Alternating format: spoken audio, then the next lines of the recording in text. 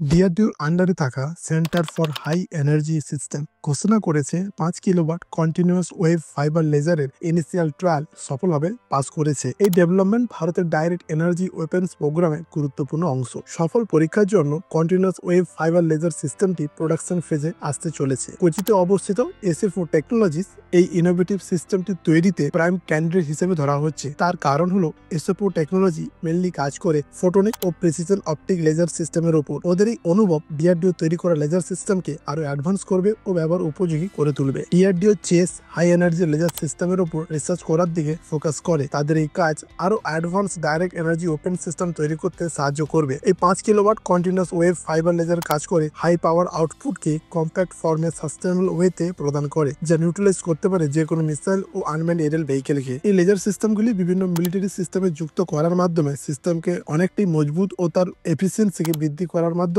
ভারতকে ডিফেন্স সেক্টরে স্বনির্ভরতা প্রদান করবে। জয় হিন্দ, জয় ভারত।